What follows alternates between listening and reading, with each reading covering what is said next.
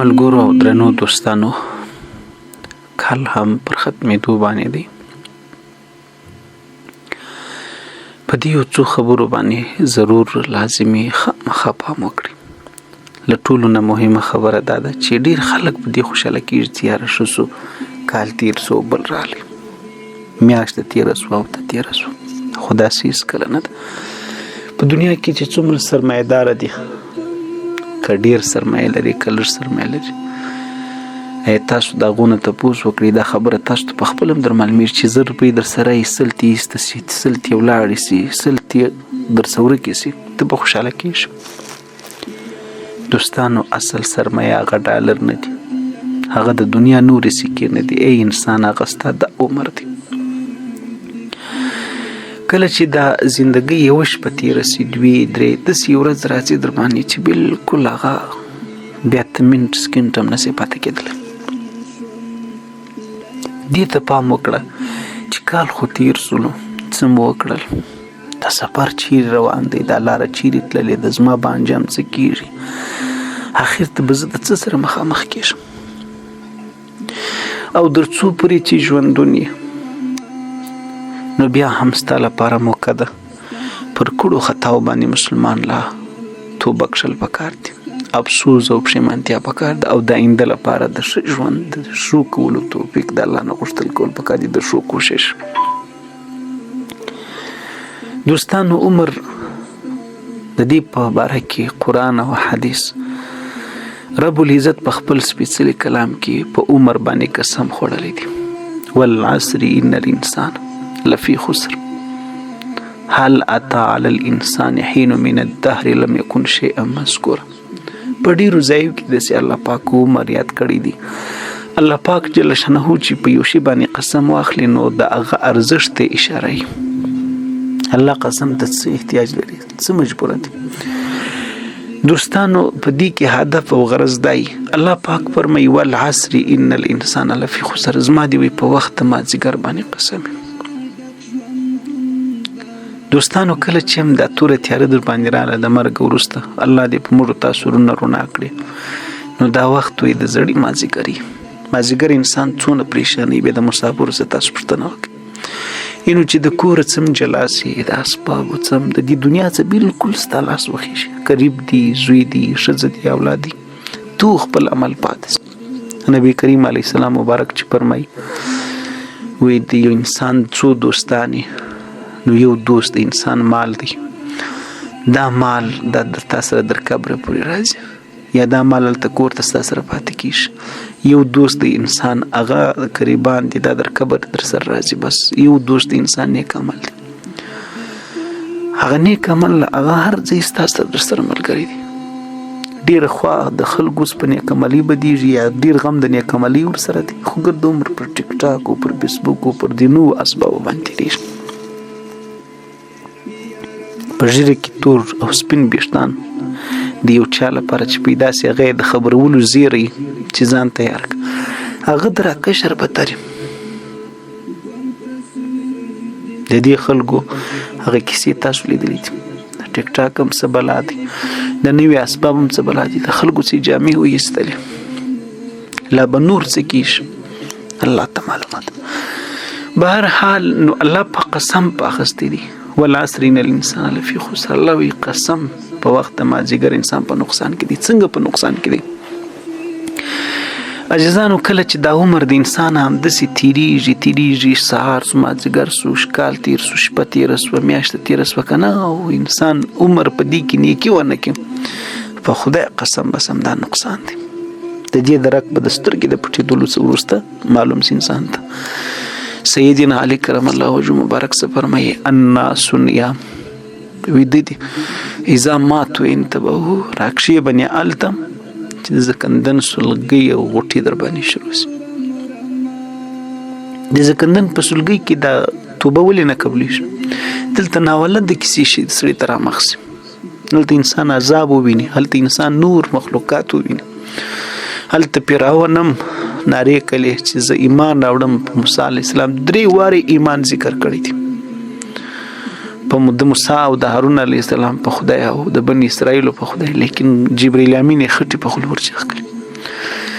سیدنا ابوبکر صدیق رضی الله تعالی عنہ چې کله وصیت کاوه نو د حضرت امیر المؤمنین عمر بن خطاب د ټاکلو په ټیم کې نو الله ته داسې وویل یا الله دا هغه وخت دی چې یو بد د بدونه یو کافر هم هغه بیا حق خبره کوي، رښتیا خبره کوي.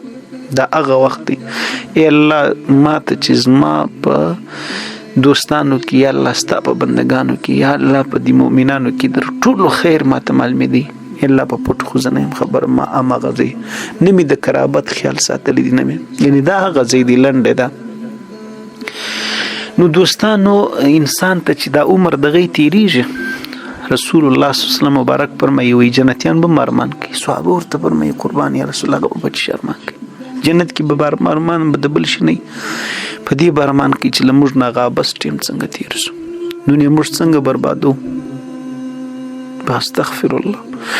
دوه شی نبی کریم علیه السلام مبارک فرمایي انسانان پکې د غفلت نه کار اخلي، ډیر پکې غافل دي، هیڅ په قدر نه پوهیږي. و انسان دا شی دی چې د نعمت قدر یو پلا مخکې ورسره چې د نعمت نه ورسره به چې د ګوتو تیوزي برای قدر ورته معلوم شي. نو هغه دوه شی چې ډیر خلک پکې په غلط فهمي کې لویدلي دي، خلک قدر ورزش نه پیژني. هغه څه شي دي؟ یو هغه عمر دی، یو هغه ژوند او زندگی ده، یو هغه او دوم د ستا فراغت او جوړ بدنوالی دی، د قوت او طاقت دی چې پتا کې دی چې تور حمله کې ونی کار وکړي. وای نیکی وکړه سختی ته مګوره ځکه چې ودی کړل سختی تیر سو اجر درله ثابت سو. ګناه د عزت په وجه مکو د خون ګناه خو د خون په وجه کیږي نو ځکه خون دی تیر سي او ډبول درته ګوري. الله اکبر. سرونه چې پر دغه زړولې بس نو الله پاک دې مشټول ته هدایت وکړي. نو دوستانو تاسو وګورئ الله پاک قسم په خسته دي نبی کریم علیه الصلاۃ والسلام بارک په خپل مبارکو ارشادات او حدیثو کې د دې شی ډیر پام راړول خلکو ته ورکړي دي. یو دا حدیث دا فرمایلی دي چې رسول الله مبارک فرمایي 15 شی د 15 نه مخکې غنیمت وګڼي په هغو کې یو عمر زندگی ژوند د مرګ مخکې غنیمت وګڼي. بل حدیث شریف کې نبی کریم علیه الصلاۃ والسلام مبارک فرمایي چې نبی کریم علیه الصلاۃ والسلام مبارک فرمایي کله چې انسان بیا را پورته سي را پاتې را ژوندی سي الله پاک را ژوندی کی ځکه به پرې ټینګ ونیس. یو مخکنی حدیث یو دې ته ګور نو پاره کې به د یو څو پوښتنه ځنې کیږي چې دا څو پوښتنې نه جواب کړي انسان نه سټللی. یو پوښتنه دا ده چې عمر دې په چیش کې تیر کړي کنه یو څوک سپینږیری پر ملا رابوغ سي په قرآن پوهېدل خو څه کوي چې خپل مونځ نه زده نو دا کمزوري ده که نه په حلالو په مردارو سر نه خلاصېږي دا کمزوري ده که نه په هېڅ یو که دی دکانداري کوي مې سر نه خلاصېږي که کاروبار کوي کم سیتوب کوي هغه علم چې پر نارینه او زنانه فرض دی په هغه هم لا دی شک نه یاګانۍ دا نو الله که بل شی دی بیا بلکل ملامتیا او بلکل نافرماني د خدای دا نو بلکل انسان خپل کمزوري ده. بهرحال میسج وشو اخر دې خبرو ته وګورئ. داود علیه السلام مبارک یو قبر ولیدی ناشنا قبر په غره کې په یو غار کې غټ قبر د اندازې نه غټ سر ته یو لوحه لګېدلې ده. داود علیه السلام د سلیمان علیه السلام پلار دی او ډېر خوش اواز داسې خوش اواز چې د به د خدای کلام تلاوت وي غرو به هم ورسره مرغانو هم. اول به الله پاک چې کله اول ملاقات په جنت کې کیږي نو الله پاک به داود علیه السلام ته وایي چې تلاوت وکړه بیا به څوکه په دې ځای کې به ټولو الله پاک دې موږ ته تر نصیب کړي په خپل فضل جنتیان ته به د الله دیدار چې نصیب کیږي دغه ځای.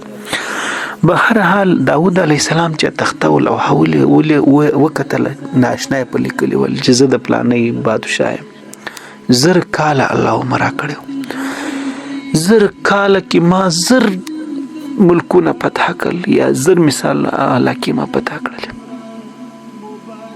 ای یو څوک چې والا که پته کې دا څونه غټ شي 1000 باکرو ښځو سره ما ودونه وکړل، زر مې خادمان ول، زر مې غلامان ول، زر مې دا و، زر شپې ما داسې د دغه سره تېرې کړې د داسې ښځو سره چې شپه د زوپاپ ورته وایي د زوم ناوې چې کیسه وي په ژوند کې وه شپه او د واده شپه. خو د هغه نه وروسته دغه حال مې دی. نو زما نه دې لیدونکي عبرت واخلي. دوستانو زموږ وروستی خو زر کاله عمر نه دی، ډېر لنډ موسی علیه السلام په حق کې راځي وي یو ښځې ته یې ویل د تسلي لپاره چې ستا زوی ته خو الله پاک ښه ډېر عمر کړی وي، پیغمبر راځي چې دغه د امت به عمر د 70 او د 80 تر مابین وي. هغه ښځې ورته وویله که زما دومره عمر وي ما به په سجده کې الله ته تېر کړی وي، دا چې عمر دی. نو زر کاله ته خو دا زموږ عمر بیخي لسمه حصه هم نه دی. تاسو شمار ورته وکړئ. آدم علیه السلام ته الله پاک زر کاله عمر ورکړی، له دې نه هم زیات. نوح علیه السلام ته الله پاک زر کاله عمر ورکړی، زر کاله قرآن پې شوی دی، 9.5 کاله، بلکې علما فرمایي 14.5 کاله عمر الله پاک ورکړی وی. کله چې اخر کې جبرائیل علیه السلام ورته راغلی باره ورته ویل چې تا دا عمر څنګه پیدا کړ؟ وایي د مبارک ورته فرمیل چې پې پوه نه سوم چې څنګه عمر څنګه تېر سو. دوستانو موږ تاسو نن که 10 کاله مې انسان هېڅ نه به پوه شي څنګه تېر سو، بس تېر سو. دوستانو تاسو په خپله سوچ فکر وکړئ.